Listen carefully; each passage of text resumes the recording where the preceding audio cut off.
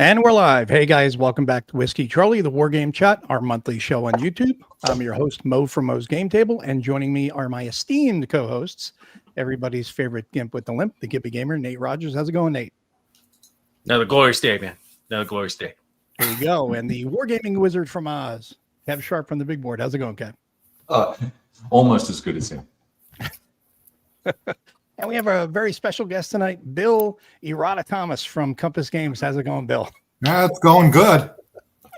Got to start off with the errata joke right away. Get it out of the way.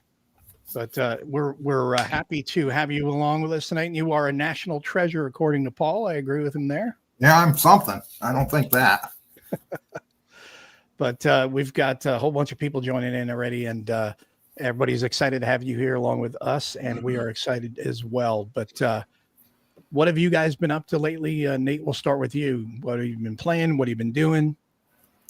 You'll be excited for this. I got in my first game of BattleTech the other day. Oh, nice. What'd you think? Yeah. I ran into a buddy of mine that I hadn't seen in a while. We used to do X-Wing. And we got to talking. He was still going to the game store. I'm like, well, what are you playing? X-Wing is dead now. And he's like, oh, we got into BattleTech. We're playing Alpha Strike. And I'm like, I got them. Nice. They're painted. They're ready to go. So he was all excited about that. So I went and met up with him, got my first game in. I got crushed because I didn't understand some of the tactics. Yeah. He took a small, fast one with 2 health, jammed it up my ass, and just started blowing all my stuff away. Oh, that's such a favorite place. You must have loved it. It didn't work too well, but I've got something that I'm working on. Hold on. I'll show you. Uh-oh. I made my own. Let's see if it'll show up here. Nice. Very cool. It's 4 times the size. There you go. I call it the redemption mech. Uh-oh. Who did we lose? Bye, Kev. Kev dropped. I mean, is it really that big of a loss? Well, last time we had Bill on the show, it was just me and you and Bill. We didn't have Kev with us that night. So I don't know if he lost internet or what, but we'll wait till he comes back and we'll add him back he'll in. probably be back in a second. So you like the Alpha Strike rules? Nice and fast playing? They're quick. I mean, a hell of a lot quicker than you would, think the regular BattleTech. I mean, there's a lot going on there. Individual weapons firing and all the different armor points. But to showing something else, I actually just put up a comparison video for Warno and Broken Arrow. Broken Arrow is getting ready to release here in June from Slytherin Games, and both are quite good. So if you're into that real-time strategy, you like Third World War, Broken Arrow has a strong single-player component. So it'll pick up that audience that Warno hasn't leaned into too much yet. So if you're into that Third World War and like digital stuff, it's absolutely worth getting. It's really good. Yeah, that's what I'm looking forward to that, and we'll see if we can get that in here. But the one that we have played a little bit, only just a very little bit, not as much as we should have, is Fallujah, because they had the new update. I don't think Kev has joined us yet on the new update. No, not yet. Fallujah. Do they have new campaign maps? They have not done that yet. Okay, because I played through the first 2, and the first 2 are quite good. So I'm looking forward to more of that coming up as well. Bill does not have his normal camera setup. We actually see more of his face tonight. Normally it's a little higher. No, I think I started this last week. Oh, you adjusted it? Maybe. I don't know. Nice. And E4 Airman. Wow, Mr. Thomas, I want to hear his views on tariffs. It didn't take long for that question to pop up. We will get. I know everyone's like, "Oh my God, tariffs!" Well, first off, the sky's not falling, the world's not ending. Tariffs are here. We'll get to that later. But so, Kev, what have you been playing? Well, I wrapped up the Forgotten Battles big OCS thingy. That was fun. Immediately spun around and set up a Most Fearful Sacrifice from Mr. Wutman. I've got that on the table, and I've got Empire of the Sun on the table. I'm trying to min-max my way to victory with the Japanese in the game, just to kind of explore all the options. I think the game really pretty much is all about like the first turn, and then after that, it's downhill for the Japanese anyway. So anyway, yeah, that's it pretty much. I've got next week. I'm at a conference, a little small group of 20 guys. and I'm playing BCS, Valley of Tears. So that'll be times. And that's about it. Drinking whiskey and misbehaving, hopefully. And whoa, Paul's got a comment here, but my cash flow challenge business needs an excuse. So, Bill, what have you been playing lately? My big thing I've been working on is Mr. Lincoln's War. Yeah, you've been going nuts with that. I've been going nuts with that. I'm almost wrapped up with that, and then you got something else. Man, I can't remember. What do you got on the table behind you right now? Mr. Lincoln's War. What else? No, that's upstairs. This Okay. is just no. It's a very empty ping pong table. Oh, normally you got 2 or 3 games up there, right? Yeah, no, I've just been doing a lot of stuff. So There you go. There you go.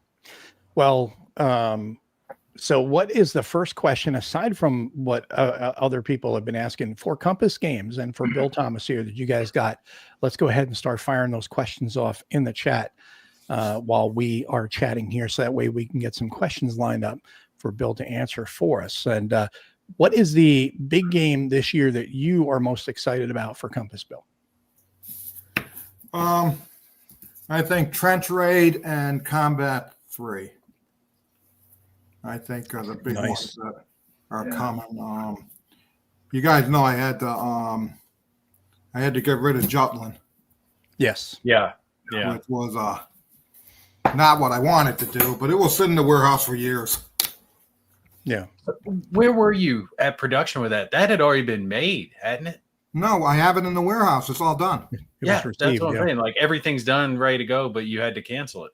Yeah, shrink wrapped everything. Yeah, I just can't release it at this time. No, I mean, no one blames you for that, Bill. No, I mean, that's not your fault. No, you're 100% right. No, it is what it is. Yeah. No. Yeah. Terrible circumstances. Yep. Things happen. What are the odds? So, like I said, that's what business is all about. Yep. Sometimes timing is good. Sometimes timing is not good. And well, tell us a little bit more about Trench Raid, because I've seen a little bit about it. And it looks fascinating, and it's a topic that's not covered very much. Yeah, it's just a solitaire game where you take a squad of British soldiers and you have to go through no man's land. There's things that pop up as you move along the hexes that you don't know. Okay, first you outfit your squad. Right. Okay, you outfit your 10 people. You give them what you could buy things they can, skills and things of that nature. And then it's just you go through no man's land and you roll for things that happen.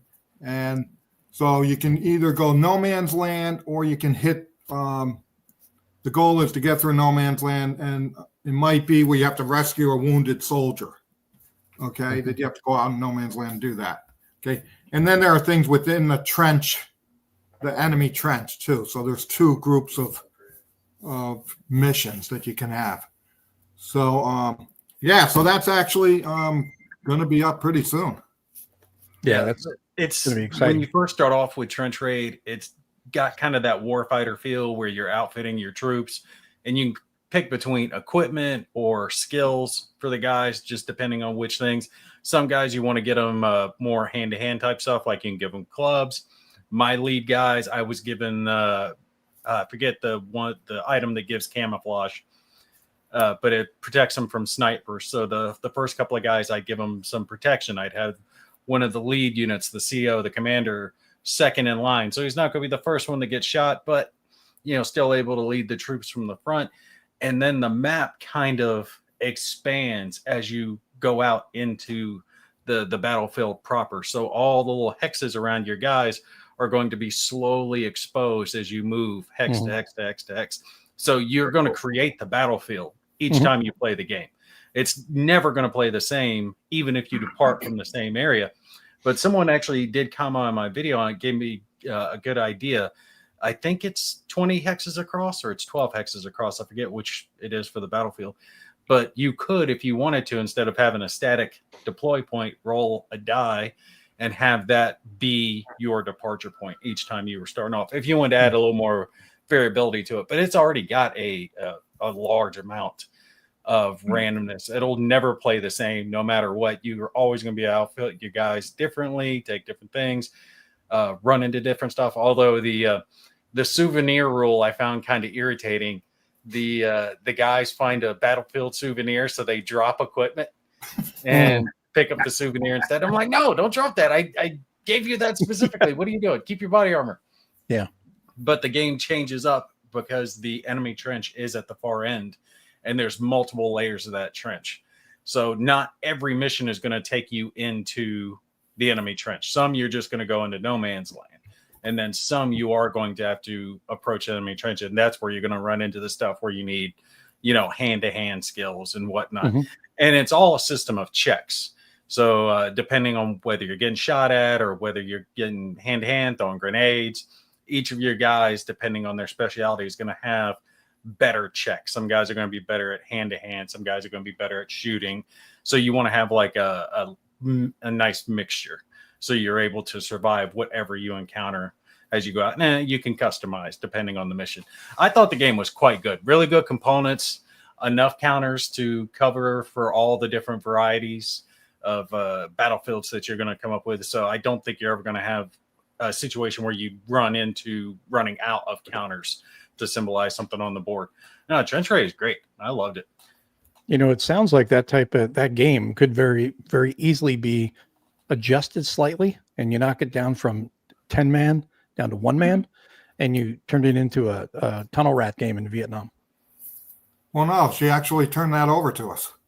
The tunnel rat game? Yeah. Nice. Because you can just very easily just knock it down to 1, have multiple skills, just go in there with a 45, a flashlight, and a knife, and boom. And then you have to deal with not only running into VC and stuff like that, but then, running into two-step snakes, things like that, traps. It could be a really tense and eerie trip through that. Yeah, but with one guy, you're one bad roll, one sniper away from. Well, you adjust it where you don't get those. Maybe you have saves. mitigation ways to mitigate it. Yeah. Get some saves. Yeah.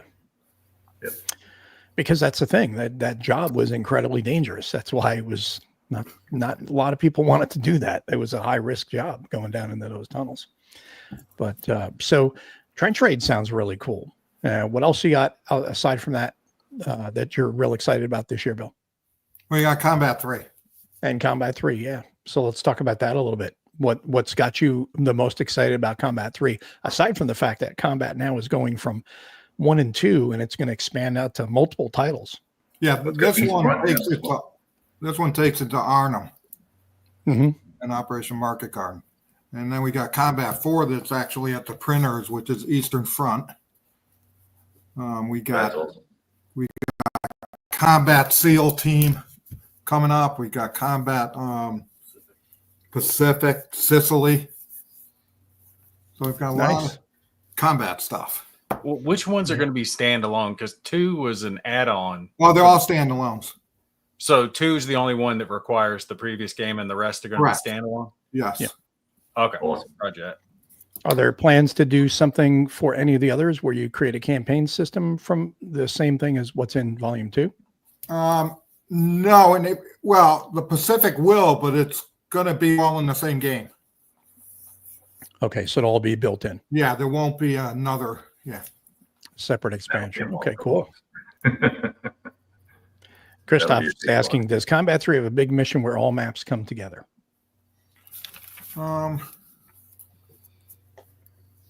Geez, I think it does. Nice. But I can't remember. So A lot of table space, a lot of time on that. E4 Airmen, Combat Vietnam. No, we've talked about that. That would be cool. I could see Combat Fallujah too. That would be cool. So what were you saying, Kev? What did you had a comment or something? No, I was just saying that'd be super interesting to see SEALs and some modern stuff, but and that it will be a very large box if it's all in one, right? So Yes. Yeah, that's going to be really cool. And there's so much game in those first 2. The first one itself has a lot of game, but then when you add 2, it's like you got game for years in that thing. And now you add in all these other theaters, and I could see combat almost becoming, and I'm not making a comparison, but I could see it almost becoming like ASL is for people, where it's like a lifestyle thing. They just play ASL. I could see people just playing combat because there's so much for them to play that they would explore all these different games and never get tired of it because there's so much to play. Well, the there's AI not a stuff whole that lot we of man-to-man options when it comes to World War II games. You got what? Ambush and combat. Yeah. And then what is that one at Columbia did? Wasn't that also I don't know the Columbia infantry, the infantry one they did? combat infantry now. I think that's squads. Combat infantry, is that squads or is that man-to-man? Yeah, I can't squads. remember. I moved it on. Yeah. But I don't know if it was solitaire. It wasn't wasn't solitaire. solitaire. No, it was head-to-head, but I couldn't remember if it was man-to-man or if it was squads. Yeah. But You got to go all the way back to the SBI days, right? For patrol Yeah. and soldier and all that. heretic. Yeah, but Ranger is different because Ranger is really, that's more of a game about planning and the experience of a patrol and actions on the objective and things like that, rather than what you're doing with combat, where you're actually going through and you're manipulating individual soldiers and you're fighting different Germans and things like that, where you're part of a bigger battle. And Ranger is more, it's very abstract, and it's also an experience game. Not to take anything away from it, but it's more of an experience game where you have all those paragraphs that you read through, and it creates a really cool narrative. And of course, you have to think through your plan and how you're moving and what you're going to do and stuff. But I don't know. I like the combat system, the way the impulses worked in it, how it had 4 impulses each time. The enemy was going to have different actions depending on the different contact levels. If you played it well, you could try to do it kind of like a stealth mission, kind of like Tom Clancy, see if you could sneak in, take a few guys out before you alert the rest of them. Yeah, that one so well. I mean, after the rules were updated a little bit, but yes, love combat. And that combat's also they're going to have series rules, Bill? Yes. Yeah, so they'll have a series rules, that way it'll be standardized for them. Combat 3 is just an offshoot of Combat 1 and 2. Okay, going to the Eastern Front, it's a whole new series rulebook that will continue on with the system. Yeah, because you're going to have different types of terrain that you'll be fighting in, especially if you get into Stalingrad, things like that, with sewers and all. So what was it? Let's go back up here. Who else has questions? Well, that's you saying that you want to grab it. We did have, we had the first one up earlier. E4 Airman wanted to hear Bill's views on tariffs. So with all the stuff that's going on with tariff talk, and I know a lot of people have been talking about it, it's been a hot topic for everybody, and it's creating a fair bit of disruption, I guess, for everybody when it comes to their businesses, their plans, and things like that. So what are you seeing as far as how tariffs are going to affect Compass Games, Bill? Look, tariffs, there's no doubt that tariffs affects Compass Games. Okay, we're going to be paying more for product. Okay, it is what it is. Okay, it's the nature of life. Things change. Okay, and you have to be in a position and be willing to change with it.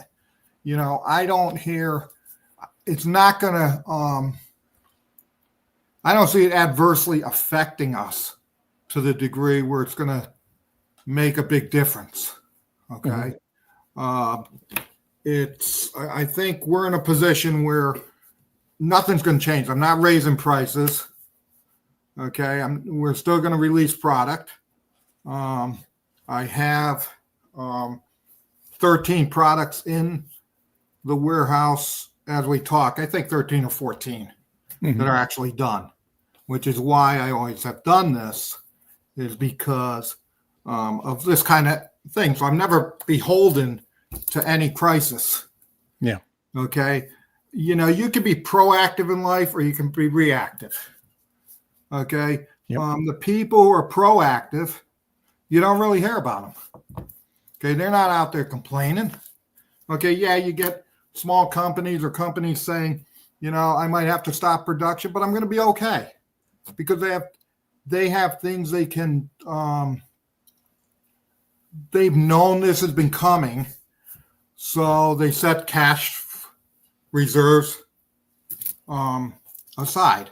Mhm. Okay, I had some guy, I'll tell you, people have to be, and I'm not saying this is nasty, but people are clueless. I'll tell you, I had one guy say, oh, it's not good business practice to have cash reserves. Well, tell that Every to business Apple. has cash reserves. Yeah, Do you tell have that a to savings Apple. account, dude? That's what I would have said to him. Do you have a savings account? Well, tell that to Apple that has $32 trillion in cash, or $32 billion in Yeah, cash. they get like 162 billion, I think is their last that I saw. Yeah, Yeah. they have, because that's what you do. You don't Yeah. soak every dollar out of a company, okay?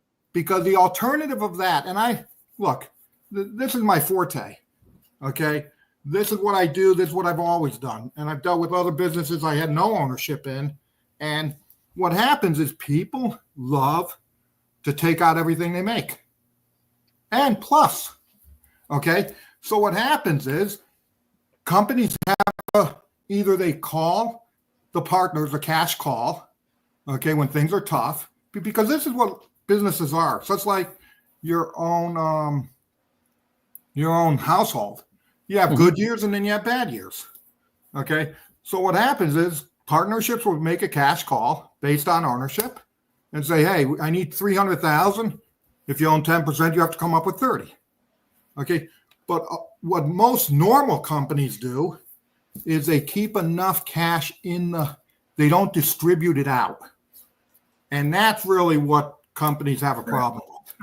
Okay. Because what happens is it's very easy when you control a company or you have very few owners that they take money out, okay, because they want to live a certain lifestyle.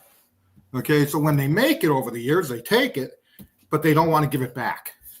When they, so a lot of what, and you'll see what happens in most companies is when they have a cash call, you'll see people that won't be able to make that cash call, and then they lose ownership. Yeah. Okay, because they get diluted. Okay, if you don't make the cash call. But look, we have, we're fine. Okay. Does it affect us? Yes, but you want to know something? It's not going to kill us. Okay. It's not even really in a situation where, right? Yeah. Bill's over here. I was going to say, get Bill on here. I mean, he doesn't have to sit there and coach from the sidelines. But but the funny thing is, okay, we actually, now this is crazy. I have 14 games in-house. Okay. And I really didn't, that wasn't good enough. So I'm actually shipping out more. Okay. Leaving China. Nice. Okay. And they left last week. So you can either, and like I said, we're not raising prices. We've always done things that people say we couldn't do. Okay, remember the old adage? Oh, if you don't have a P500 number, you can't make it. Yeah. Okay, we have no P500 number. Okay, we take pre-orders, but I don't have a number. Like I said other times, I've released games with 50 pre-orders. Yeah. Okay, so look, the problem is, okay, chasing cash flow is like a cat chasing his tail. Okay, so it goes around and around, and he's always circling, and he'll have good years, but when the bad years come, he's got to come up with some kind of avenue, and. Yep. And the avenue about just let's raise prices, that's an income solution problem. Okay. Yeah. Efficiency is where you need to look at. Yeah. Okay, Bill, I think that's so important. What you just said there, efficiency and not letting the good times allow for bloat and inefficiency and bureaucracy and over expenditure, over capitalization, and all the rest of it that goes with running a business profitably. You let all that happen, and then when things change, now you're caught flat-footed, and you're in a real pickle, right? So now you're going to make even harder decisions that maybe you wouldn't have had to make if you were a little bit more conservative or forward-thinking, like you've been. But the other piece of that is everybody goes to the income. Yep. Okay. Yep. Which the issue is when you become bloated, and when you do that for over years, you have to. And look, nobody likes doing this, but sometimes you cut cost. Okay, because if you don't do that, you're always in a situation where you're always trying to catch the revenue. Right. And sometimes you can't catch that revenue. Yeah. You don't want to get yourself behind the 8 ball. And, it's like anything in sales, it's feast or famine. If you're doing really good and you're just having, whether it's a good year, like a really good year, or if it's a standard year and you're in the black, you're making money. Well, you should be reinvesting that, basically just keeping your cash reserves, investing that into something that's making you money while it's sitting there. And it's not just sitting in the bank, like money market or whatever, T-bills, whatever, make your money on that. At the same time, you still have that cash in case you need to. And, the thing about right now with these tariffs, it is going to affect a lot of companies, and a lot of these people, there's a lot of talk about the razor thin margins that a lot of these companies operate on. And how much of that, Bill, is that razor thin margins, and how much of it is just what you would consider, and this is just board gaming in general, because you hear everybody talk about razor thin margins. Is it razor thin margins really, or is it just, do you think that business plans are not as, properly structured as they should be? Look, I think if there's one thing, and people hate me, okay, people hate Compass, blah, blah, blah, blah, blah. We know. Okay? If But you wouldn't be on the show. I'll be honest with you. Mhm. Okay, I think I'm the only one out there that comes up every 2 weeks as an owner and will take questions off the cuff. None of that's planned. Okay, it's not anything is planned when those questions come up. To answer your question, razor thin margins. Here we Well, go. that's the comment that's always made around It's board a games. Such And a crock. I've got my crock. opinions on that, but yeah. Okay, and depending on the company, okay, you wouldn't have companies doing this if it was razor thin margins. Okay, that's just an excuse, or that's just a tagline. So it's like the P500s, okay, that you need to have a certain pre-order number to make it work. No, I think it's exactly what I said before. You have companies that prepared for this. Okay, I don't see a lot of feedback. And look, I know, and I'll call him out because he's a good guy. Okay, and who? Oh yeah, Roger Miller. Mhm. Okay, of Revolution. Yep. He came out and said, "Hey, I'm going to stop production," which that's good. But then he says, "Hey, we're going to be okay. We put money aside. We're going to weather this." See, that is the response that you hear from, and then some people don't even say anything. You only hear a very few, and then I don't know who they are, and I'm just saying, but okay, you only hear a very few that said, "Oh yeah, we're in trouble. We need your help." Okay, I don't know of. Look. I don't, and I might be wrong. I don't follow it very much, but I don't think Legion. I think MMP came out and said, "Hey, we were going to go to China. Mm-hmm. We're not. We have this game. We're going to," and that was it, because everybody has some kind of cushion to work with. And I'm not saying, look, I'm not saying anything about any other company. I'm just saying that this is what I see. I see a lot of yapping and crying. Businesses run through a lot of issues. And with any I always find when there's adversity in a sector of business, okay. Yeah, I don't think it's a rant. See, I take rant as honesty. Okay, I'll rant to me is like it's my truth, and you might not agree with it, or you might not care to listen, but it's not a rant. It's my truth, and that's what I get, and that's what I get excited about, because I get excited about my truth.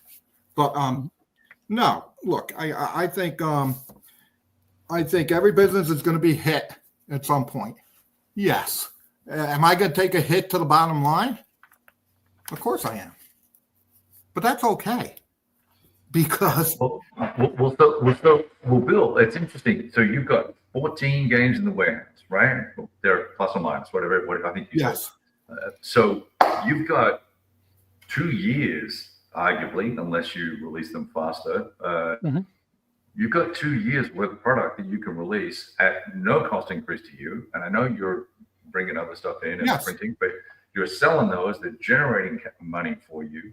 So Yep. you're really in a fantastic position from that perspective. I was interested to see other folks trying to look at the problem and go, okay, what can I do differently, and how can I fix the problem that I'm now faced with because I didn't anticipate it, or whatever the case may be. And Blue Panther, I don't know if you know Steve from Okay, so he came up with hey, let's get a consortium together and try and put some kit on the ground here in the US and do high quality games like they do in China here.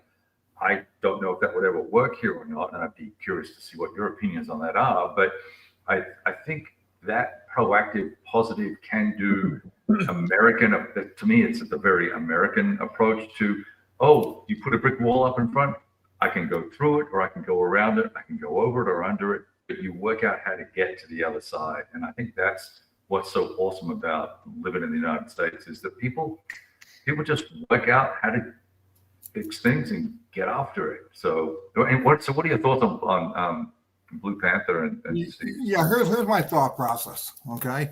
And the funny thing is, okay, and also let's regress for a minute, okay, before I go there, is if you remember, a lot of people over the years have jumped on us on certain things, okay, and if we get through one thing, it's another blah, blah, blah, blah, okay? One of the big things we have, because we were all made in U.S., okay, up until 4 years ago, okay, and is all we heard was, Compass high cost game high cost game with and they would always compare us not to other companies our size. They would always compare us to GMT. Oh, look at GMT's stuff, blah blah blah. Okay, you can't. So the market drove us to China. Now let me just go with China. Okay, there's no way that I see America being able to produce the quality, and this is sad to say because I'm an American-made guy, okay? The quality or the diversity in what China can do. China can do anything. I mean, it's incredible. I can do different size counters on the same counter sheet. I can do hard maps. I can do anything you want. China can do. That's not true in the U.S. Okay, right. Very hard to do mounted maps in the U.S. Very hard to do counter sheets, rounded counters or rectangular counters on the same counter sheet. Look.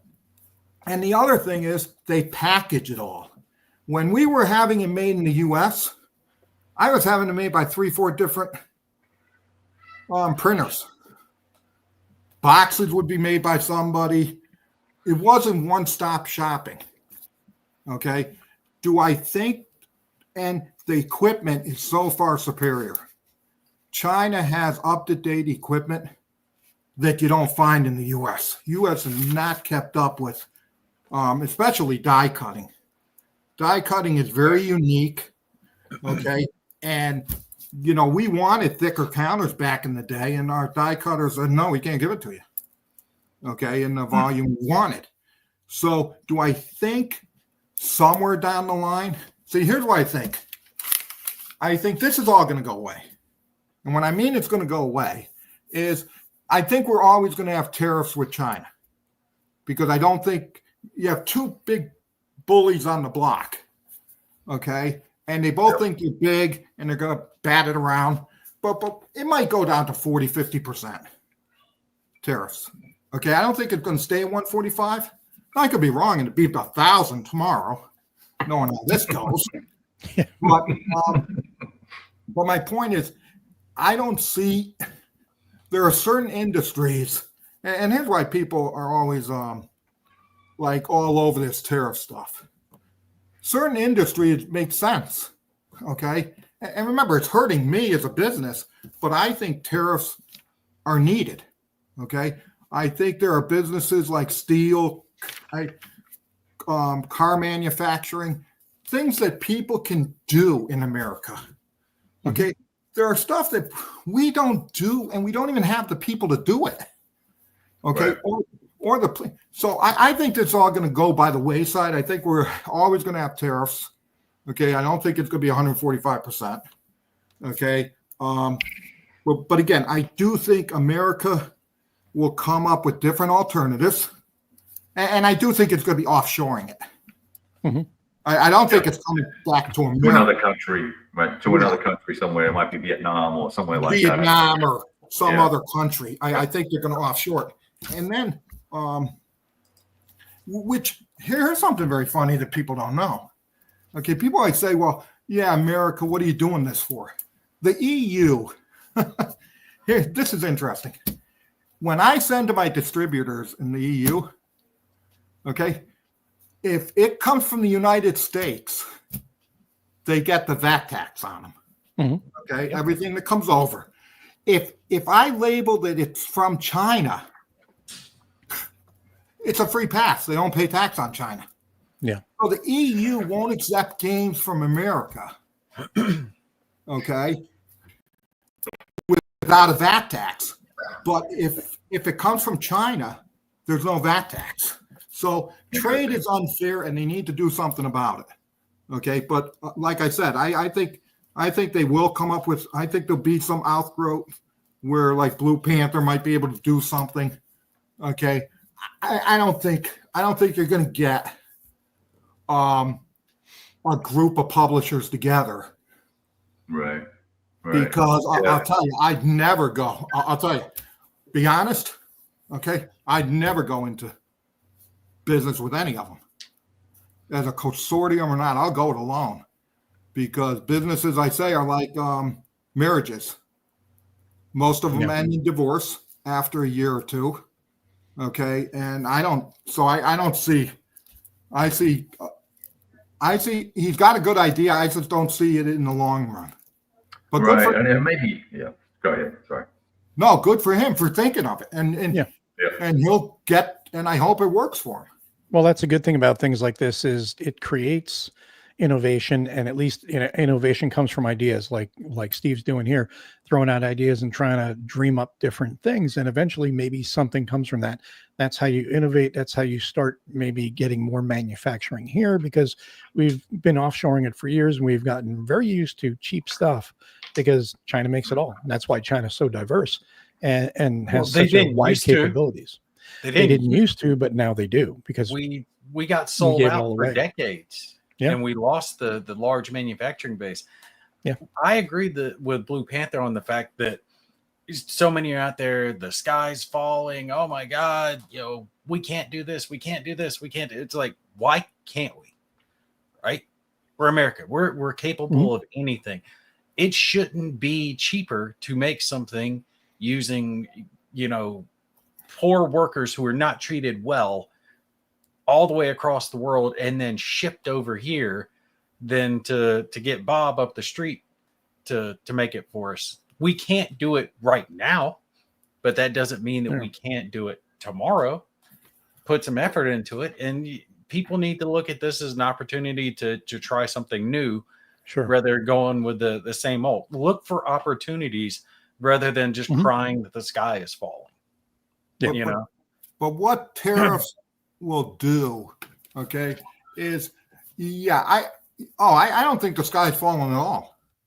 Okay, this is just look, if things happen in your life, everybody has it in their personal life. This is just business, and you have to take care of it. But the interesting thing is, the problem is what happens is, okay, if China would import more from us, okay, that would raise their standard of living. Okay, because now they're getting more products that they want to buy.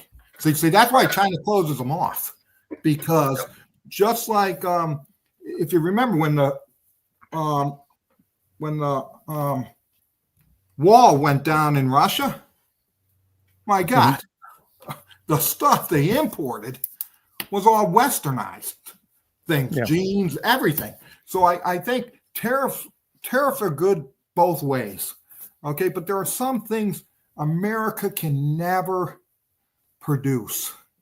Okay, and when you look at our unemployment rate, it's 4.2% or whatever that is. That's almost considered full employment in the United States. Okay, because of how the numbers work and stuff like that. So where are you going to get all these people who are going to do all these jobs? Yeah. Okay, that you're moving back. I understand the issue about steel.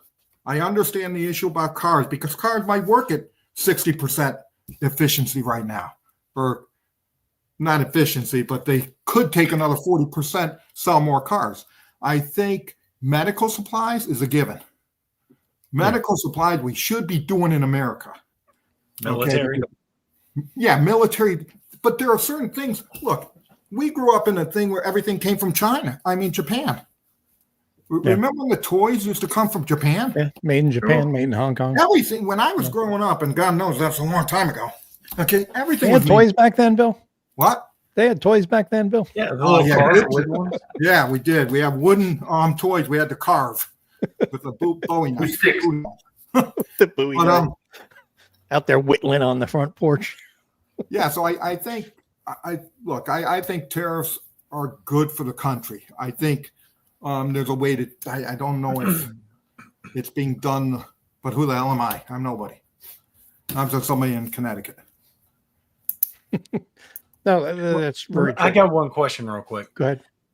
Because I've seen some people who are raising their costs, and they're raising their costs 10, 20, 30%, stuff. Oh, we got to cover for this. And I'm like, aren't the tariffs, regardless if that's what you're claiming, the tariff is on the price of the wholesale good. It's not on the price of the retail good. It's on the production cost. Yeah, so whatever it costs to produce. And I'm not asking your production costs, but your production cost is not 10% of the retail.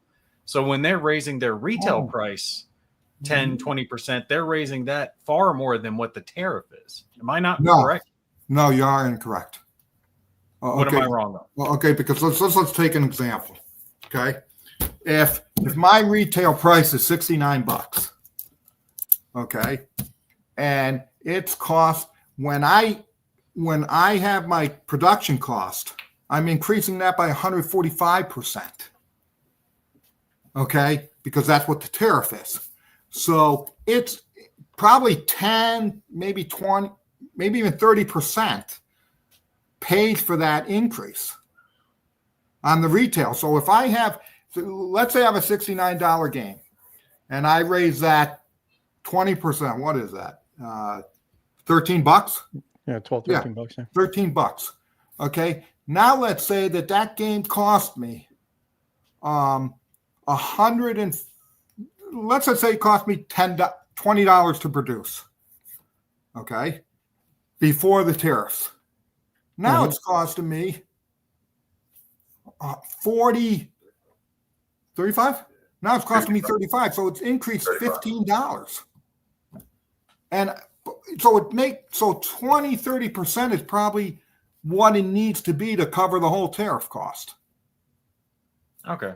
If they want to keep their margins the same, and if their profit Yes. margins are industry standard and all the rest of it, but if they're not industry standard because they have inefficient practices and don't know what they're doing, or maybe have Correct. just got fat and happy, then their margins aren't going to be as high. So then this 30% price increase is really just maintaining the status quo and still chasing that money, right? Correct. Whereas I was talking to I was told not to say the name of the company, so I was talking to a European company that make beautiful games, and they retail them for 100, 120, whatever the number is. Given the scale of the volume that they're at, they're paying somewhere between $6 and $8 a game to have it manufactured, and it's a beautiful game. And he said, I can eat that cost. We can eat the cost, even if it's cost me $12 or $15 to make the game instead of $6. I'm selling for $120. Yeah. So it's and if I go look at my efficiencies in area A, B, and C, I can carve off 15 points, and we're almost back to where we started. So I'm not going to raise prices. And so I think it's people like that I want to jump on the bandwagon and be supportive of, versus the sky is falling crowd where people are saying, "Oh, go buy a gift voucher and don't buy anything from the company." Oh, what fucking planet are you from? I mean, Jesus. They're insane. Yeah. Oh my God, I said that on. Yeah, I take that back. They're not insane. They're like groupies, I guess. Yeah. Yeah. Well, some of these companies have already closed down, right? I saw Boardlandia, and there's there's a bunch of companies that have run into trouble already. Yeah. And I think you're right, Bill, that these people were effectively living paycheck to paycheck. Correct. They were pulling it all out. And it's like you shouldn't crumble at the very first sign of trouble. No. Right? You should be able to weather a low in the market without it collapsing your business market. Goodness gracious, guys. And I sit there and I think about Mythic Games and the huge amount of mistakes that they made, where they had too high a salary, they had too many people, and then they were using Kickstarter B to pay for Kickstarter A, and then they just kept the chain going. That's going to really affect a lot of companies that have been relying on Kickstarter. And one of the biggest ones, I think the biggest house of cards that falls is going to be CMON. Yeah. Because they have they have 17 projects that they've not yet that are still outstanding. Yes. That is insane. They're going to die. But just how think they've about been in business is beyond me. Just think about this. If I had a Kickstarter and it got $1 million or $2 million, okay, and I could just walk away, okay, use tariffs as an excuse, because these companies were not buy your Lamborghini like Dave from any company like that who's crying, we're on the bubble before this. Okay, we're having issues way before this. Okay. So if I'm them, I'm saying, hey, this is a great excuse. This is like a wonder drug that dropped on me. Okay. Because now I can say tariffs caused me to do this. And I've taken $1 million of people's money that I don't have to fulfill. And then they say, okay, now we're closing down. There was a company that actually admitted to doing that. Devil Pig. Oh, no. Devil Pig, yeah. Devil Pig. It was a long story, but the chain of command, they had this guy who was over top of the actual designers and publishers of the game. And he ran a Pacific Kickstarter for that Heroes game system that they had. Oh, yeah. Yep.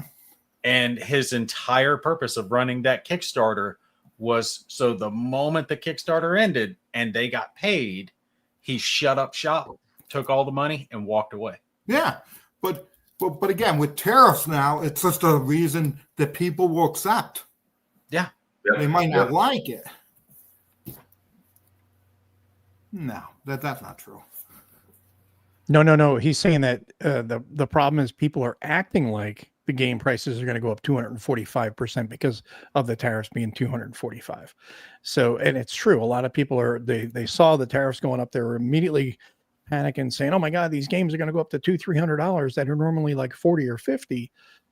some people were, not all, but some people were panicking, thinking they were going to quadruple in price and go up like massive amounts of money because they weren't understanding what the tariffs were all about. I mean, to be fair though, Misinformation. we really shouldn't be buying a whole lot of stuff from China anyway. They've been saying they're going to go to war with us eventually, so let's stop dumping a bunch of money in their economy. Well, the thing about it is, because of their manufacturing and because we're a consumer market, they're a manufacturing market, we both need each other. And that's the thing that people are forgetting, that the Chinese market needs us as much as we need them. The And Chinese maybe even market's more on the so. verge of collapse. Maybe even Most more of their so. young women are going into some type of OnlyFans work, and most of their young men are doing things like GitHub or Grubhub or that crap where they're delivering food. You know what I'm talking about. Yeah. They're doing these crappy service industries, and the women are doing that, and then the guys are using the money that they're made from delivering food to go watch the girls on the internet. Yeah. And that's like, these people are graduating with 4, 5, 6 year degrees, and this is the Are you talking what's about waiting for people in China or people here? China. Okay, because I mean, I saw a stat where something like 35% of all women between the ages of 18 and 27 have an OnlyFans account and are posting content. It's easy money. It's some crazy amount of women. It's easy money, and it shouldn't be. It's not a subject we need to be talking about. But It's just enough. I'm just saying. But the funny thing, let's go here for a second. Okay, there are games. Yeah, how should I say this? There are games that I know are going to do great, and there are games I know are not going to do great. Okay, tank ace, it's going to do great. So the issue about me, and I'll just go here because you came up with a good point, because I got 3 or 4 games that I wanted to pay for China at the 145 to come over because they're good games. Right. Okay, and they're going to sell well. Okay, because what happens is we have games that are mediocre sellers, and I know that because they're not great topics, whatever. Okay, and then we got ones that are going to be home runs. So within that year and a half or whatever it is, and it's really, we release probably 1.5 games a month. Okay, and I don't know. Last year we released almost 18 boxed war games, which, again, I don't think anybody, and I don't think GMT, and these are not reprints. And let me be honest, reprints of our game, when we do 2nd edition, 3rd edition, I'm not counting those. I'm saying they're new games. Okay. And we do about 18 of those a year. Okay. And we have never missed a month since 2020. Okay. Oh, wow. We're the only Less than we're the only company out there, war game company, that release boxed games every month for 5 years. Okay. Now I say box because Decision does magazines. Yep. Okay. And they do and then I hear, well, that's all you do is reprint games. Some guy came on, well, what kind of new direction in gaming encompass? They only reprint games. Okay. We do reprints from GDW and those, but I'd say 85% of all our games are new games. Okay. Yeah. And those are new games to us too, because we never published them in the first place. Right. Okay. Like Korean War and stuff like that. But I don't think there's anybody out there that publishes more games per year. And then people say, well, why are you sitting on inventory? Or why are you sitting on those games? Okay. Yeah. I'll tell you why. 1 is you don't want to saturate the market. 2 is that, remember, I'm not chasing cash. I'm not going after my tail. Okay. So when they come off, I paid for them. Okay. Where other companies when they come to port, they have to send them all out because they got to collect the pre-order money. Yeah. Okay. To pay the bill. Okay. That's why you have companies that just dump the games probably 30 days within port. But the other thing that people don't understand is that if I did that 4 times a year, distribution is only coming to me 4 times a year. I'll get some other stragglers, but every time I release a game and send it out to distribution, they're always picking up old games. Okay, so when I release, I get 12 times turnover in old games instead of 4. So people, one guy said, well, I don't understand that. And I go, well, I don't care if you understand it, because, you know, it is what it is. And remember, I hardly ever sell games for retail price. And people don't understand that either. Okay. Right. Distribution is probably anywhere from a 50% to 45% discount that I give, 55 to 50. So they're paying me 50% or 45% of retail. So pre-orders are where you make money, because that may be 15 to 20% off. But half my print runs go to distribution, where I'm only getting 50% or 45% of retail, and I have to pay for shipping most of the time. And see, you know what? You're right there, because I've never felt like with Compass that the way I felt with other companies, because other companies I have felt like, damn, I should have waited. Because if I waited, I could have bought it from Miniature Market for 30% off. But if I had pre-order something from Compass, I'm usually right in the ballpark of what I could have got it from somewhere else. Sure. So there's no reason for me not to support the company directly, because I'm getting a good deal right here. Okay, I'm happy.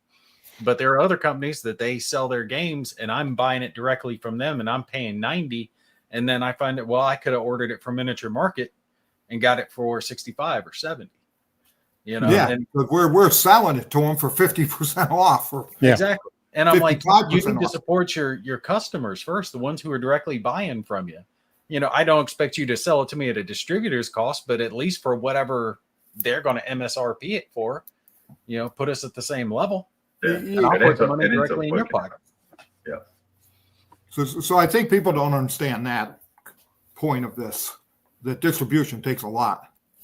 Well, the other thing too, being we were talking about reprints, there is one reprint that you're still trying to see how much more support it's going to get, and that would be the Korean War reprint.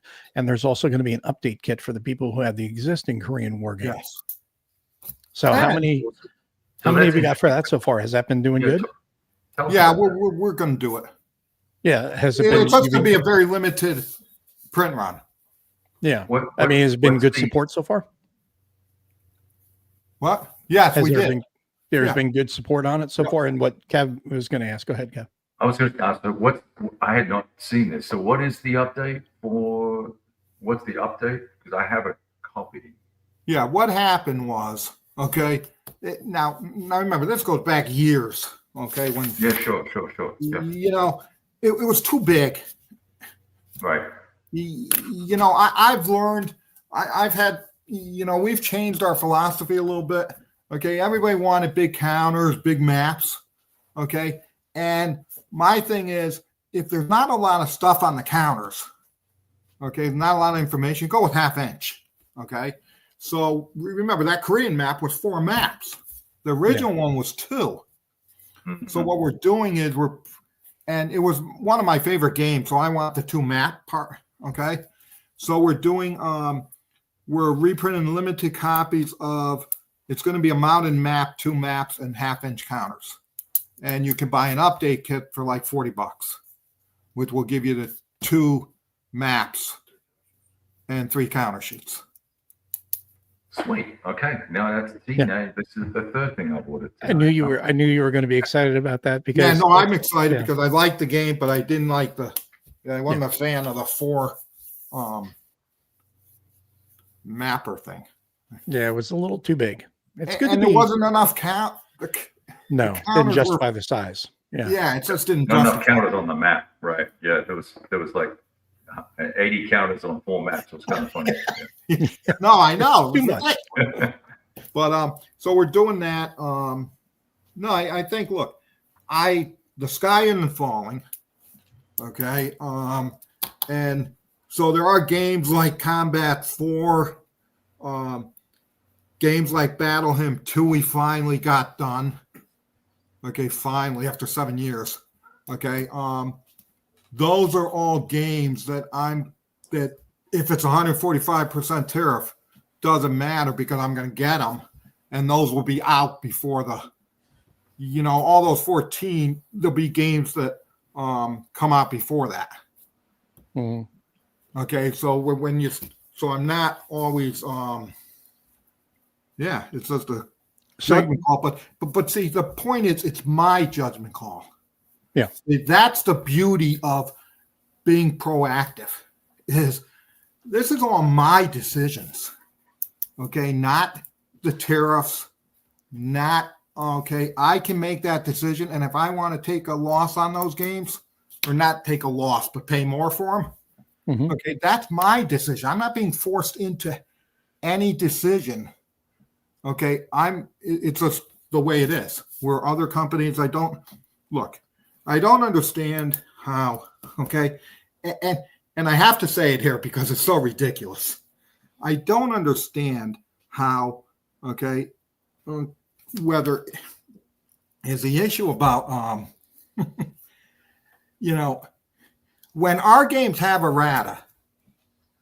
Okay, Here we go, fellas. Here comes the rant. Undeveloped game. No, I got to tell you this because I have to do this because it's just ridiculous. But it shows that there is a Bias. Okay, it's undeveloped games. Okay, when there's errata from us, when other people have errata, and I don't need to mention the name. Oh, that's okay. Okay, and then to be happy to pay for a sheet of errata counters. It's just so mind-boggling to me. You guys are the only ones that have ever sent me components to a game that I bought from you that you updated. Compass is the only company. I think Decision sends errata counters because I've gotten them over the years. But you gotta ask for them. You gotta ask for them. Yeah. You gotta ask for them, Bill. And here's the thing: I got counters in the mail from you guys in an envelope, and I was like, "What the hell is this?" And I opened it, and I was like, "Oh, I didn't ask. I didn't even open up the game yet, and here they go. I haven't even pulled the shrink." Yeah, so I love that, right? And so the two games that I have been blown away with by you were The Last Gamble, right? Just amazing quality, number one, and great rule book. Game plays well. It's the first Ardennes game I've ever played, Battle of Bulge game I've ever played, where I felt like both sides had an equal system to work in. It wasn't sort of hamstrung thing. And then Fall to Broke. What about Enemy Action Ardennes? You didn't think they were? No. And you know I don't like pulling chips to resolve my tactical combat, and you're baiting me. And speaking of which, numbnuts, you're the guy that has to have all the funky colored dice. So don't talk to me about pulling chips. Anyway, Bill, so I'm complimenting you on. I've seen, because over the years of buying your games, the quality's gone up, the errata's gone down, and I'm not blowing smoke up your ass because I called you guys out when I haven't liked stuff, right? But the last handful of games I've played have been freaking awesome. So it's and I just ordered 3 more games, so thanks for that. We're not having him on again, by the way. Well, the other thing too is how many games do you get from Compass, and this is for the audience as well, where you have errata already in the box because something was found. And you know what? Just before you have to search for it, here's a couple of things. No, you're forgetting. Bill doesn't count that as errata. That's what I was saying. I know. Errata. If I found it before the game ever, not freaking errata. I'm telling you. Bill, I tried to tell you when you went on your famous rant. If it's in the box, I was trying to get him to go. Errata is a catch-all term. It's just, hey, this is an update to the rules. We're just going to call it errata. It's not. That's crazy. I am crazy. Thing. No, well, I was trying to poke the bear and get him to go. Here's what happened. You got it. Here's what happened. Okay.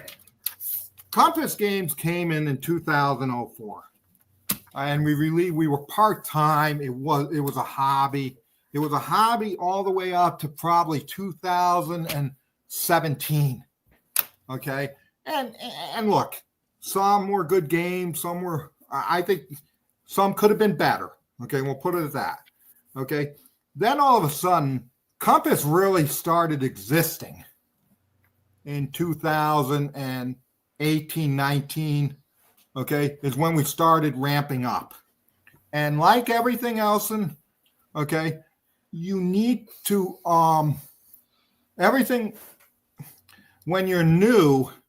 Okay, it takes time to get everything in place. Okay, we do things. I'm telling you. Okay, yeah. Some of the things. Okay, I think I've talked to Bill. We talked years ago. Okay, some of the complaints. Okay, were valid. Okay, right. Yeah. I knew they were. Okay, things were missed. We didn't do the best we could have done. Okay, and my whole issue was, yeah, I knew it, and I think that's why I got upset about it off camera, not on camera. But what were you saying off? Never mind. No, we we did the best we could do with what we had. Okay, but I agreed that we made mistakes, and it used to, right, Bill? Did it not? Yeah. When it happened, it would ruin my days. Yeah. Okay, I dwell on it. Okay, because that's what you do. You have to internalize things. My whole issue was, okay, the stinking double standards, okay, that exist in the hobby. Yeah, I screwed up on some stuff. No, you can. This is an adult show. Okay, You can I screwed up on stuff. I'd admit it. But you want to know something? So doesn't everybody else. But everybody was calling us out. Okay, Yeah. You want to know something? Yeah. There are trolls out there that are, people are crazy. Okay, but now I can say, my God, the systems we have in place now. Oh, we have. Right, Bill? I said this before. The stuff that we're releasing now is so much better than the stuff we released 4 years ago, the stuff we released 3 years ago.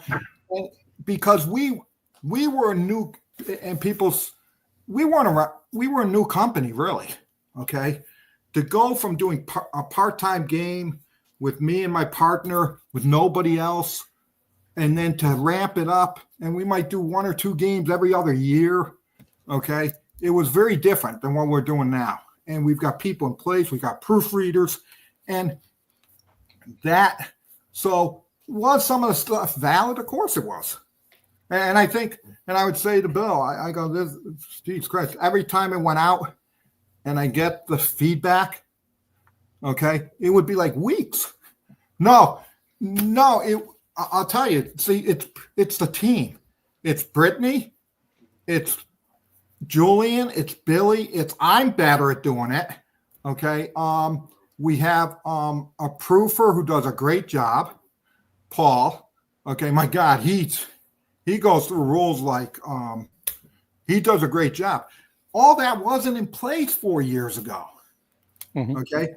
So look, look, I think we did the best we could, but now it's just a whole different ballgame. Yep. Now, Hitler's Last Gamble, that would have cost to do that in America.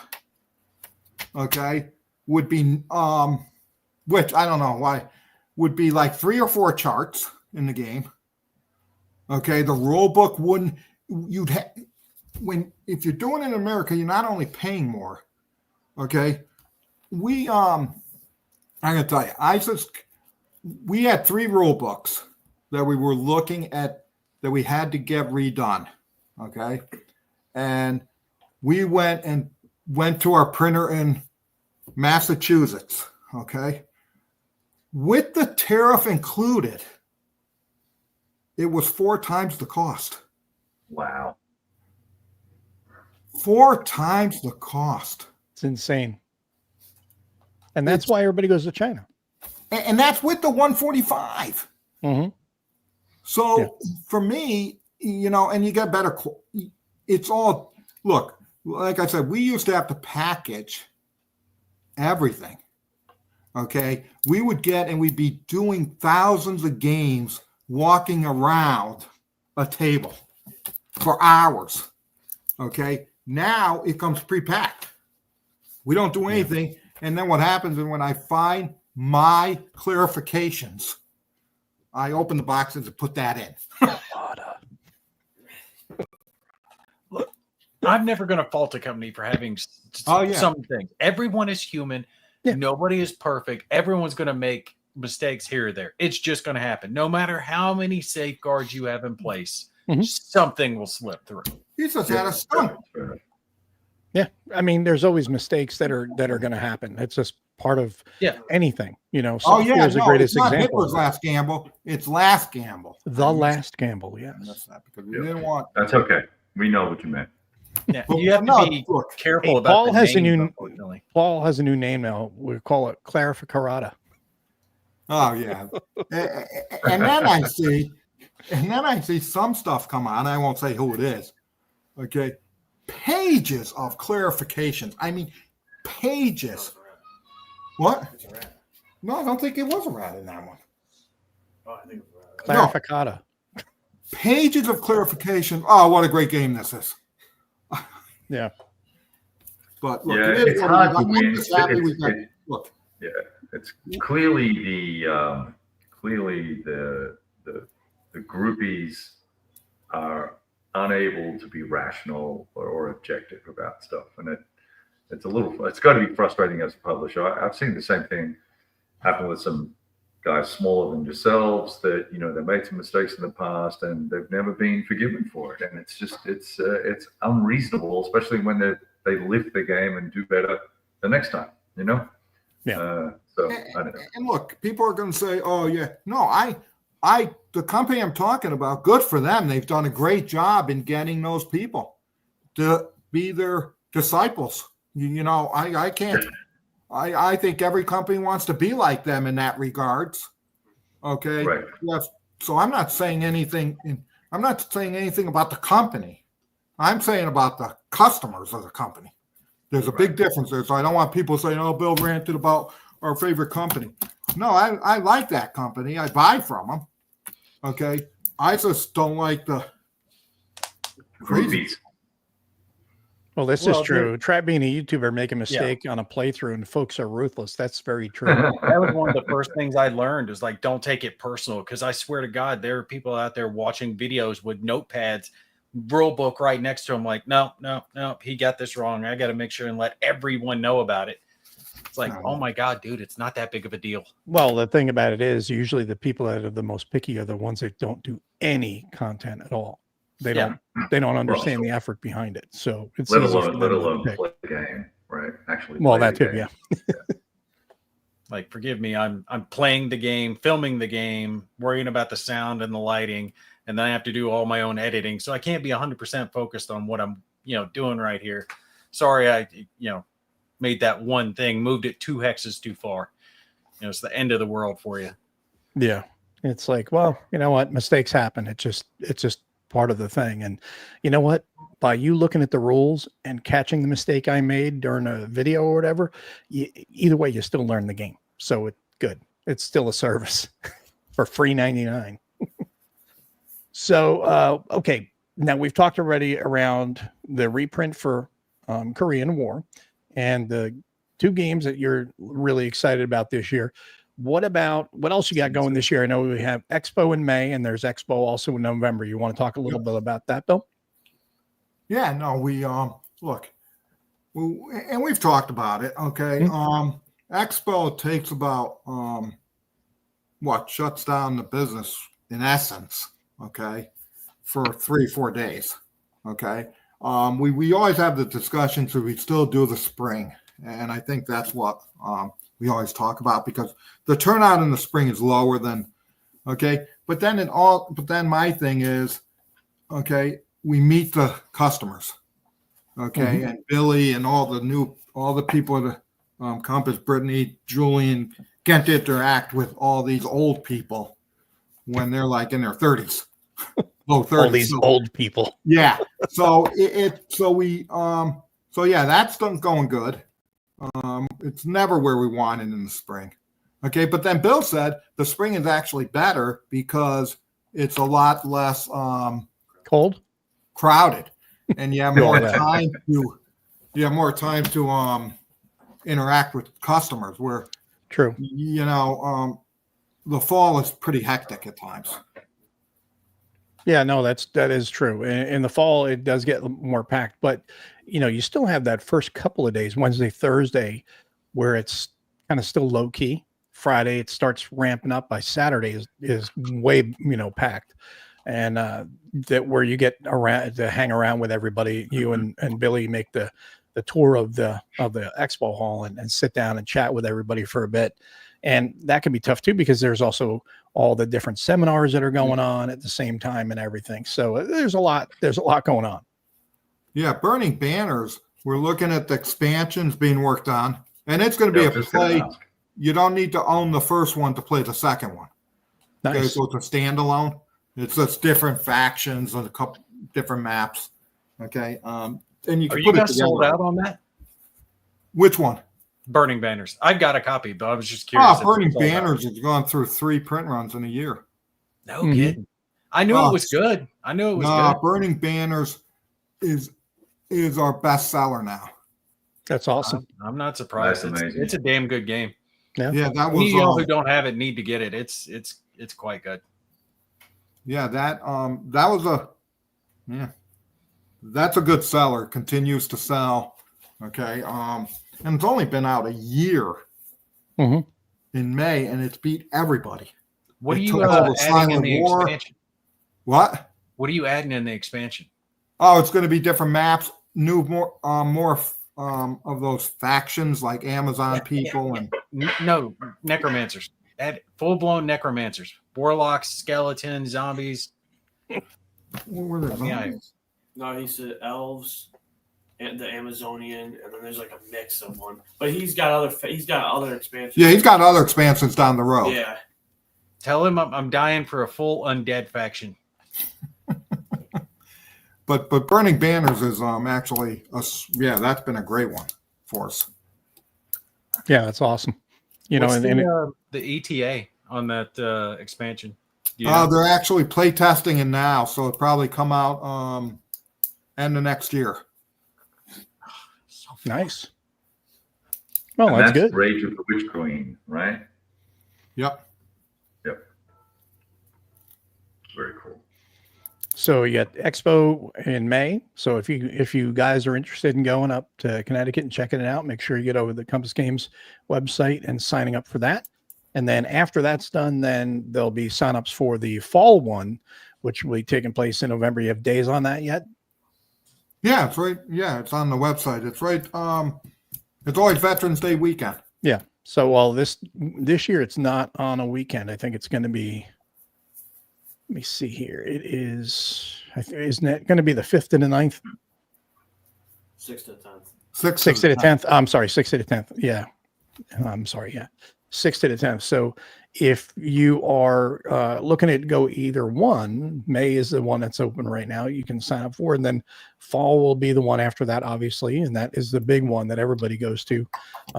Although still a lot of people go to the spring one in May. So, better weather in May than you will in November. No, we don't get snowing. We've never gotten snowing. No, it's just a little colder if people want it's something cold, warm. Yeah, if it's a little, people are offended by the cold, they might not. Oh, it's a little chilly. Put on a friggin' sweater. Well, Is Spring Prelude shipping? it ships after Engine Thieves, and we're just starting that. So when? Mid-May. Yeah, probably next one. Okay, awesome, cool. Yeah, excellent. Yeah, 'cause that's one I think everybody's looking forward to. I play tested that, and it was Mhm. it was fun at the CSW. At CSW Dallas. Yeah. Yeah, that was fun. Yeah, that was pretty neat game. So it's going to be great to see that one out in print finally and getting out to everybody's hands. But Engine Thieves is the one that you just started shipping, you said, right? Yeah. Engine Thieves is a very It's an unusual game. Hey, buddy. Yeah, very different. unique. We were talking about you before, buddy. That's Nate's son right there, the gaming channel. You're Oh, grounded. nice. Yeah, he's got more views than I do. I'm 10 years old. Here's one from Paul. Is the troubles moving forward? Yeah, it was funny. So Brittany was talking to the designer, and Brittany couldn't understand like the basic movement. Okay. And the designer had forgotten, because it's been like a couple years, had forgotten how it worked. Okay. So the first call did not go very well. So I was saying, well, let's well, if we can't get it. So now they're back on track. So Brittany is she has like, I think this is like her third call to the designer. That shocked me when it came in, because I thought it was going to be a easy game. Mhm. Oh my God. The rules, and then that's why we've got to go through it and stuff like that. But the rules were pages. What was it? 130 pages minimum. And I said, what kind of game is this? Okay. It's supposed to be a coin game. It's a coin supposed game, to be- Yeah. It's not, but it is, but it's not, obviously. But Yeah. 130 pages. It ain't no Yeah. coin So, game. so that's where, again, that's where things that, again, that's what shows where where we're at now to where we were 4 years ago. Yeah. Is it still at 130 pages, or you guys No, they think no, it's moving down, but she knows how movement works now, which was good. So what I'm saying is this is a long process, okay, but it actually is moving forward, and the designer has been very helpful to Brittany, and so that's one where, because what people don't understand is designers have lives too, so they fall off the face of the earth, and True. you can't really pressure them but what else? Yeah, so that's pretty good. So Well, that's that's good. What about Van Borre's Airborne Assault Creep? How's that coming? Okay. The good thing is, remember the Maine, or not really, oh God, that's not the right. Spanish-American War is actually coming out this year. Okay. Yeah. So, and I won't get into the detail, but sometimes it's just frustrating, right, Bill? So I get Airborne Creep, okay, and now it has been through, and I won't say anything, but it was said it's all done, and Moe will know what I'm talking about, okay, all done, play tested, looked at, set up, because what I tell everybody is, you need to make sure the game can be set up. Set it up, play a Because turn or two. Yeah, nothing pisses me off more than to get a game that the setup's wrong, or I can't even get into the first. Okay, and play a couple turns. So Airborne Assault, I think, is in good shape. They tell me it's in good shape. So we send it to the printers. Okay, and then how it works is we get a sample copy.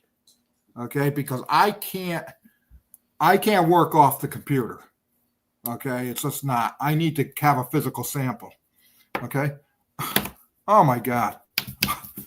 So I said, hey, this is great. I'm going to go through it. Holy fucking shit. It was a nightmare. Okay. I spent 2 days and I said, Brittany, I can't even do this. You got to make it work.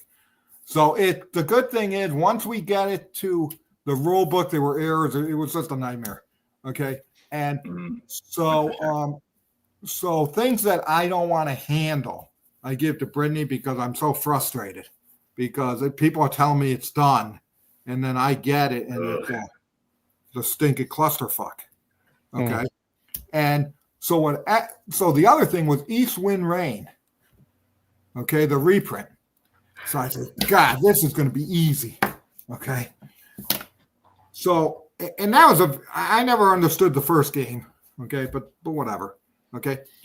So the counters have the months they come in at on the back. Okay. And there's a display, a reinforcement chart. that has it. Yeah. Okay. And I'm reading through an example of play and I'm saying, Jesus, this doesn't make sense. Then I go to the chart. Almost 100% of the Americans were wrong. Okay. Which the counter said something different than the display chart. And like, what, 60% of the Japanese were like 30% right. Okay. So when I saw, and then half the map is missing. But it's ready to go. The land piece is gone.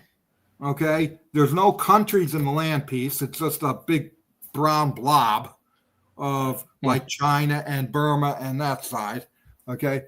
So I said, so that's another one that went to Brittany, but not all of them do. Okay. Because some I take care of because I like it. But so it's a process. And then other games come in that are very good. So it depends on who the project manager is, I guess, is the key there. Yeah. Well, the good thing, as you said, with all the changes that have happened with Compass, you know, the tagline of New Directions in Gaming seems like everything is pointed forward in a really strong way. So that's always good things, all the progress that's been made over the past several years and improvements in the process as well as the product. You learn from your mistakes. Yeah, that's the big, that's definitely the big thing. Sounds like it's ready to print. Not. So true. Well, you have any other last words of wisdom for us, Bill, before we close out the show tonight? No, I don't think I do. I just want to say that, look, okay, people are going to do what they do and spin this some ridiculous half-ass way, okay? This is not about a specific game company, okay? So I'm never said their name and I won't say their name, okay? Because it's not about that. It's just my way of how I run a business and how tariffs are, we're going to be okay. We'll make it work. And that's just what it is. And I think there's a lot of hype. And I don't know why. Well, I do know why, but that's from my internal thoughts and not for public. Makes sense. Don't believe everything you read.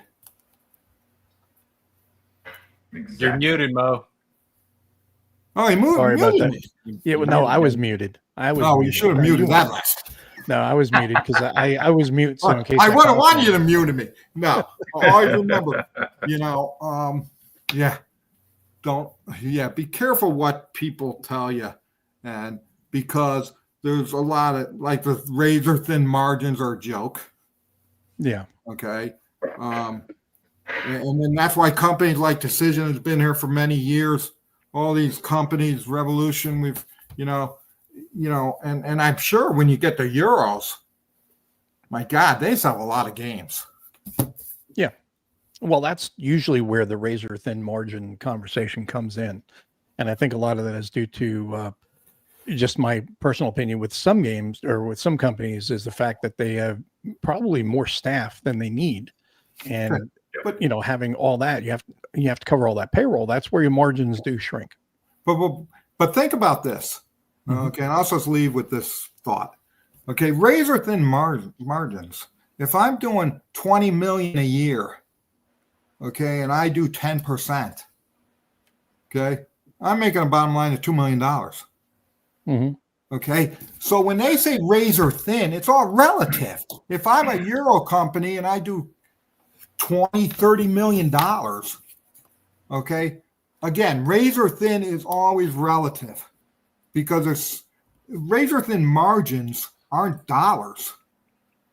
Okay, razor thin margin is a percentage. Yeah. Okay, and a percentage of a bigger number is a bigger number. It's like you were saying earlier, Bill, about these companies that are just running badly. There's a company, AMG, that was running X-Wing miniatures game, and that was the largest miniatures game in the world at one point, and they ran it into the ground. Well, that's again mismanagement. Yeah, it's based on one of the largest IPs in the world, Star Wars. It was basically a license to print money, and you guys bombed with it. Like, how is that possible? It already had a multi-million. Disney how that could bomb. Yeah. Yeah, who can imagine, right? Bill's right. It comes down to just making smart choices as a company, and lulls like this aren't going to destroy you. You'll be able to weather the storms as they come. They can if you're not prepared for them. And proactive instead of reactive. And that's where I'll leave you guys. And I appreciate you guys having me on, and hopefully I've cleared some things up. I'm sure I'm going to get the nasty emails. Bill will come and tell me, oh, you can't believe what they said. Well, you made me order 3 games, damn it. Well, then it's worth the nasty comments. Yeah. Which 3 did you get, Kev? But thanks for having me on, guys. All the best. Take care. All the best. Sure. Be safe. All right. See you, Bill. Go ahead, Kev. What did you get? No, I was going to say I picked up the Korean expansion. Oh, the Korean, yeah. The World War I trench game, and I finally convinced myself to take a second chance on our friend with Fifth Corps, the 130-page rulebook guy, whatever his name is. Aaron Armour. Yeah, Aaron Armour. That's it. I keep debating again. Destroyed a perfectly good game. It's a good game. Second edition of Steel Wolves, because I've got the first edition, and I'm like, is it new enough? Like, did they change enough to make it worth getting the second edition or not? Yeah, I don't know. I was curious about that game, but I'm just not a sub guy, so I'm not sure I'm that excited about it. I don't want to. It's a lot of money to drop. I've got all the combat stuff in the hopper as well. So combat is a lot of fun. The AI, I think, got better in the sort of as it went along as well. So that's cool. One of my all-time favorite games is Silent Victory. So I like the sub games when I first started the hobby. Yep. Yeah, I love sub games too, but I prefer computer sub games. Although I do like board war games, sub games as well. But I just love the whole stealth aspect of submarine warfare. I just think that is so cool. Speaking of sub sandwiches, not as much to do with subs, but they'll add that in later. Task Force Admiral is freaking phenomenal. If you guys have it. Task Force Admiral. Oh, Task Force Admiral, yeah. Yeah, they just got done doing the Kickstarter. I'm sure it'll be on like preview or early access on Steam soon. It's going to be a little pricey. I think it's about $50 or so. It'll be 50, 60 when it releases. But it is a very accurate game when it comes to Pacific warfare with managing your carriers, all the different aircraft, going on patrols, finding the enemy ships, sending out and you've got to plot it. And that's something I totally messed up. I just gave up on some of my squadrons, like send them out to find the enemy, and they'll go, but they're going to plan to meet you back at, a different point. And then I got attacked. So I had to veer away. And I was like, well, I can maybe get back. And then at one point I was like, no, I'll just let them die and I'll just launch another attack. We're going to have to all get that game. And then we're going to make a scenario called Gimpy's Lost Squadrons. Yeah. And you're just going to see them flying out like way in the Pacific. They're almost to like Mexico. Have you seen it? Have you seen it yet? Yeah, I've seen it. I've just not played it, but I've seen that it was out. Yeah. I've not. You got to try it out, man. It's intense. It's a really good game. If you like Pacific Warfare stuff, it's really, really good. And they're going to just keep adding more and more to it. But the one we definitely have to get back to is we got to play some 6 Days of Fallujah. Well, I'm going to be getting on some Mech Warrior here in a little bit. Nice. Mercenaries. That's been my jam. There you go. Kev, what do you got going? What about coming? I'm cranking on Empire of the Sun. I'm really enjoying playing around with the opening turn more than anything else, and we're restarting the campaign next week, I think, online on Vassal on Monday nights. And then, of course, got the Advanced Alpha Combat boys, so I'm excited about that.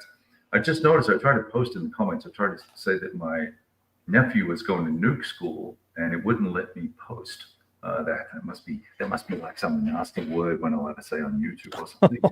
Use the word nuke now. He's in sub school, so that seemed to work instead. Nice. Anyway, that's all I have. Very cool. You ever notice the titles of your videos will get smacked by YouTube because of the name of the game? Yeah. You know, I use acronyms. I don't care if you can't work it out. It's not my problem. I'll put the full name of the game because I want people to be able to search for the game. But then it's like, you know, Hitler's Third Reich. Hitler's drive on Stalingrad. Bam. Yeah. Yeah. Limited access. It's like I've got most of them. You know, I'll send them a message like, "Hey, this is about a board game," and they'll unflag it. But they almost all get flagged right off the bat. Yeah. Yeah, they do. I've never had a title flag. I usually only have flags for like content, like for music and stuff like that. So. Yeah, music that hits you on pretty quick. So I don't know like what's going on, but shorts from Kev have been popping up in my feed like constantly all of a sudden. Kev's, what are you doing checking out Kev shorts? Yeah, I'm scrolling on YouTube and I pop up and I hear Kev's voice. So yeah, I'm gonna move these tanks up to A3 and we'll see what happens. And you know, just that slow, methodical way he talks when he's making his video. Shut up. Yeah. Well, like I mean, Kev, you did that video recently where you're talking about telling people just play their games and take a deep breath and, you know, about this whole thing. I agree, you know, and, you know, it's funny though, when you say something like that, and Joe has one that was, they took a whole episode of his playthrough of Plot to Assassinate Hitler. It's like, how stupid is that? Censorship. What are you going to do? Yeah. It's all about just the names. They don't care what it is. Yeah, no, it's true. It hit. Oh, Hitler. Oh, gotta. Now watch. I just said that. We've said that how many times in the show? It's going to get flagged. You're going to deny the show. Stuka Ace is pretty good. There you go. So, all right. Like, I'd rather watch Kev with shorts than without them. That's true. But yeah, they are. Danny's saying that they're really good. Keep them going. Yeah, cool.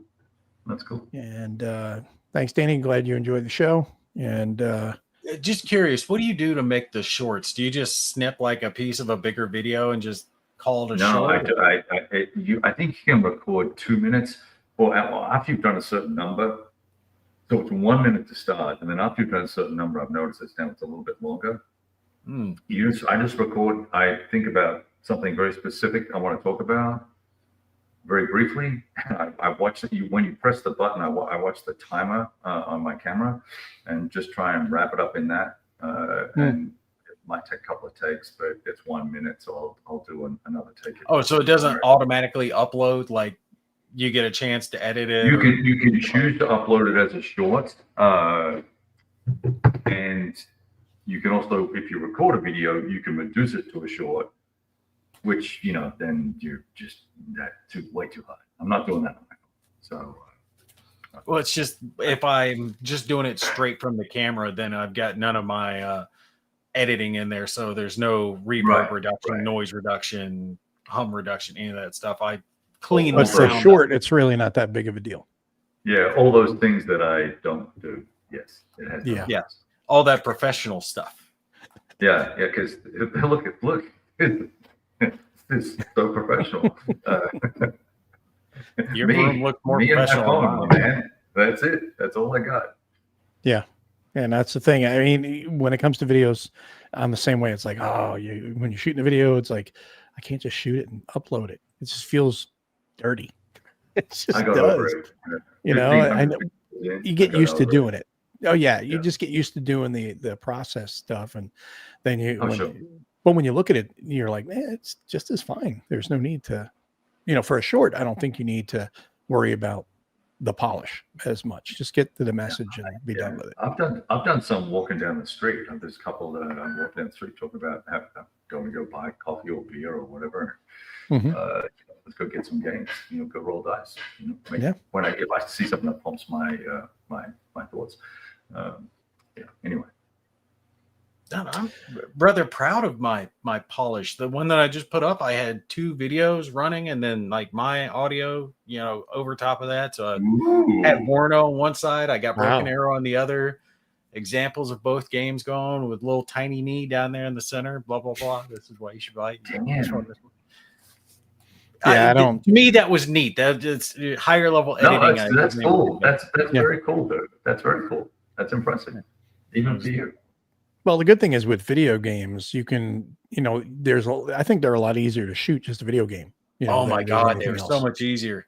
Yeah. There's no pieces to move, no cameras. Well, there's cameras set up, but just for me, not for the table. and I can just hit screen record and I'm done. The only thing there is just making sure I've got the right audio set up. Because I probably need to do a couple more of those Gunner Heat PCs because I have to start playing that again. is that worth getting? I think so. I loved it. I thought it was a lot of fun. Which guy? Gunner It's a Heat tank PC. It's a tank. It's a light tank simulation. So it's Cool. not, Right. everything is with the mouse and keyboard. So it's not like super difficult or anything, but tactics are valid. Controlling your platoon is accurate. All those things are for what it does. I think it's actually a pretty good light sim, recreation of being a part of a tank, team. And I think that part is really cool. And Cool. and especially some of the scenarios, it depends on the scenario too, but the scenarios feel real alive. When you're part of a team that's moving one way and you have to wait for the other team to kick things off and they get into combat and you see them fighting on the other side and you're like, oh, okay, cool. Boom. You got to start moving off towards the objective or something. Nice. It's Nice. pretty neat. It is pretty fun to be part of that. And it's still in development too. So as they keep adding new stuff and new tanks and new different, because the thing about it is like, if you go with the M60, for example, the M60 had the old rabbit ears where you had to crank them in to get your parallax to get to range versus lays and plays with like the M1. You have to do that for each of the different vehicles. Then you have the Soviet vehicles as well that you can fight. So there's a lot of different vehicles that you can jump in, and they have like the German Leopards, and I forget what else they've been adding in there, but they've got a wide assortment of vehicles to jump in and a lot of different scenarios. So it's really cool. Definitely worth getting, I think. Okay. I might So have to have one someday do a sale. I do have one final request. Uh-huh. I have 5,999 subscribers. Will someone please just go subscribe to my freaking channel so I can have 6,000? Let's see if we can subscribe tomorrow, and I just want to take a screenshot. Dude, and I can't be the only one 2,100 sitting there thinking I'm gonna go unsub right now. That's what I was going to do. I'm going to unsub. Oh, okay. We could all go unsub, so it's not near, and then I won't be obsessing about it. And by the way, I don't have 1,500 videos. I have 2,100. I spend way too much time recording. It just still says $5.99, so it may not update until like tomorrow or something like that. Oh, you're so horrible. Did you actually go unsub? I wouldn't. I do that unsubbed just to poor sub old to man. see if the numbers would change, and it didn't. So No, it's not going to do it that quick. yeah, I mean, I did it like it was all within a span of a second. I unsubbed and resubbed It's okay. because I've been subbed to him for a long time. So really it's just. I think it's going to be cool. Everybody go sub to Kev so we can go over 6K and he can get his screenshot. It could be. It was like, they're just. What are you at? What are you at? I'm going to go unsubscribe from yours, Kimpy. He's got like I don't know, I'm 8,000. like 7,600 or 7,500, something like that. Yeah, Wow. I'm unsubscribing from you right now. 7.25K. That's them's good numbers, man. Yeah, I don't even know what I have. I think I screwed up earlier because I talked about some stuff that YouTube doesn't like, and I think they put me in that shadow category a little while back. Oh yeah, I definitely lost subs after saying that. No. Yeah. I put up some videos you calling do out for the PC. DS. You do PC guys though, PC games. So that'll help pick you up. Yeah. Get more players, get more subscribers. That's cool. But I've only been doing that for real videos for like 6 months, so it's going to take a little bit more. I watch all those on Instagram. I don't watch them on YouTube. Yeah, True. Instagram, I'm limited though. I can only upload up to an hour. Yeah, I have no interest in listening to you for now. So it's okay. Do an Only Chits channel Oh, instead of I OnlyFans. love Only it. Chits. That's a love good it. name. Damn, I wish I had thought of that. There's this really cool chick that is a chef, and she has a chef channel, but then she does only pans, get it? And so she does all sorts of salacious commentary. She's really, really funny. Anyway, it's always like, "Oh, you guys hungry?" It's really cheesy, but it's funny. Anyway, I always told Elise that if I could be in her body, making my videos, but doing it from her body, I'd have hundreds of thousands of subscribers. It's like Becca Scott. so weird. She doesn't care about video games. People just go to watch her. Bounce around in a tight bra. Oh yeah, shit. If I had chick body, I would be making use of that thing left, right, and center. So I Paul tell you gave what, my if- subs. They get paid. If I was you gonna had say- man boobs with that beard, you could go places, dude. Yeah, they're not big enough. Paul puts my Ozempic has sub been numbers working. up. Paul puts my sub numbers up, and it's almost like a respectable earthquake. 4.68 on the Richter scale. Only a Well, rata. There's a well, good what are one. you at now? About 3,000? No, 4.68, 4,600. You know, that's why I was like, he put my subs up, because when he said that, I was like, oh, okay. And I was like, well, it's almost a respectable earthquake on the Richter scale. You know, I I don't don't, get it because you're so much friendlier than me or Kev are. I just Yeah. don't put out a lot of stuff. Number one, and it's been drawing back quite a bit. And I never have chased subs. I just post the stuff Right. up there, and not that you guys do, but what I'm saying is I've just never. It's never was been the something template. that I was. I have way more things going on than just this. So, and one of them thankfully just ended. Hockey's over now, so now I can actually have my weekends back and stuff. So, What are you saying? Were you saying that'll- that we're boring because we're one dimension? no. Oh. I'm saying I just have so many other things that I'm going that I just don't have the time. To Let me put into say this before we sign off because Mhm. I don't need to forget.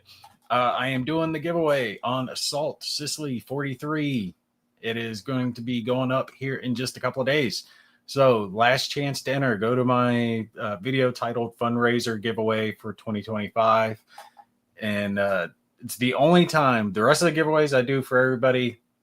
Once a year, I do a fundraiser where if you donate to the channel, you get entered to win a game. This game this year is Assault Sicily 43, which is quite good. So if you want a chance to win that, definitely donate within the next couple of days because I'm going to be announcing the winner here soon. Jits and giggles. I like that. Mm-hmm. And that's another good thing. You do that now. When you do that fundraiser thing, what is that for? Just for you to get That's just to stuff? offset my costs because I paid $50 a month for my editing program. Yeah. Then I have to buy the lighting. I have to buy new sound equipment. All that stuff just adds up over the course of a year. Yeah, I go in the hole on all that stuff, and I never get any money back for that. Really, Well, I don't expect to get it all back, but just help ease the cost back a little bit because it does add up. Yeah. Oh, yeah. That's why I sell my games. Sell some of my games. That covers my cost mostly. Yeah, but the only ones people want to buy are the ones I don't want to sell. This is true. About, And you know what? Okay, Blue and GB2 for $745. Here's another. Sell all those crappy Compass games, but nobody wants to buy them. Yeah, they're so full of errata. And razor thin margins. I'm gonna call anything that's wrong in a game now. I'm gonna call it Bill Rada. Bill Rada. Oh, Bill Rada. In honor of Mr. Bill. Tariff Rada. It's just funny. That topic is never going to go away, and it's always going to be one that can be reused and beat like a dead horse for content creators to talk about as errata. It's never going to go away. Gets so upset about it. Well, he has a point because he's brought it up numerous times, and it's true and you see it yourself when you watch other games out there. There are games that and companies and games that will just get glossed over. Oh yeah, well, they have to redo a second edition now because there was so many things wrong with it, or there's they have to get 2 sheets of counters. I mean, things like that do happen. I'm not picking on anybody for making those for making those mistakes, but some companies, they just get a pass, whereas like for example the Battle for Normandy, if that was Compass that put that out, there would be screaming it from the hilltops by some people over that. And anybody who did complain got shouted down. Yes. Because I was watching the thread on that because I almost ordered that, and I'm glad I didn't because I would have been pissed. What was wrong with it? Oh, I didn't order that one. Stop at what's right. I think a couple of things. Okay. Damn, it was that bad? Yeah, there were some issues. But the thing is and it's being addressed as it was expected to be addressed. But the thing about it is, to Bill's point, what he's saying is if that was one of his games that was put out, they would have been roasted. Whereas other people, like you said, people were complaining about it and they got shut down. They got shut down. Stop. So, do you think someone would have done a review and thrown it in the trash can afterwards? Possible. I mean, I don't know. If you want to get hits, you can do stuff like that. I mean, I'm sorry, it still made me chuckle. I know yeah, Bill didn't like it, but yeah. it made me chuckle. I could see Kev doing something like that. I just burned one up. Yeah, I was going to say he burns them. Yeah, but that was artistic. Executes That was dice. artistic. I was trying to go thermonuclear. No one got it. We're all fucking stupid. No, it's true. It was true. It was artistic, and then you had executed dice, which I still get a kick out. Well, the executed dice was still pretty funny. Yeah, I must admit. It's That's hilarious. what But okay, so that'll be it for tonight. Yeah, we're gonna get out of here. sign off I got now. Thanks everybody for tuning in, and we will see you on the next show next month. Have a great night, everybody. Adios.